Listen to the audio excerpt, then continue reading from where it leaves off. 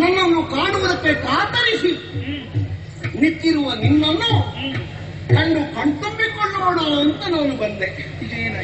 ಆದ್ರೆ ರಸ ತುಂಬಿದ ನಿನ್ನ ಮುಖದ ನಿರೀಕ್ಷೆಯಲ್ಲಿದ್ದ ನಾನು ಅರಸಿಯಾದಂತಹ ನಿನ್ನಲ್ಲಿ ಏನೋ ಒಂದು ತರಹದ ಮಾನತೆಯನ್ನು ಕಾಣುತ್ತಿದ್ದೇನೆ.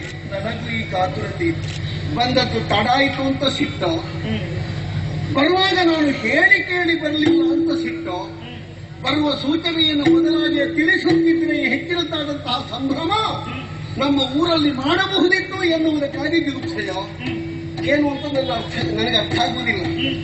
ಭಾರಿಯೇ ಅಂತ ಹೇಳಿದ್ರೆ ಜೀವನ ಯಜ್ಞದ ಪಾಲುಗಾರ್ತಿ ಅಂತಲೇ ಗಂಡನ ಸಂತೋಷದಲ್ಲಿ ಪಾಲು ಪಡೆದು ದುಃಖದಲ್ಲಿ ತಾನೂ ಗಂಡನಿಗೆ ಪಾಲನ್ನು ಕೊಡದೆ ತಾನೇ ಅನುಭವಿಸ್ತೇನೆ ಅಂತ ಹೇಳಿ ಯಾವಳು ಹಾತೊರೆಯುತ್ತಾಳೋ ಅವಳು ಪತ್ನಿ ಅಂತ ಎನಿಸಲ್ಪಡ್ತಾಳೆ. ಸರಿ, ಪತಿಯ ಯೋಗಕ್ಷೇಮವೇ ಪತ್ನಿಯಾದವಳಿಗೆ ಮುಖ್ಯವಾಗಿರ್ತದೆ.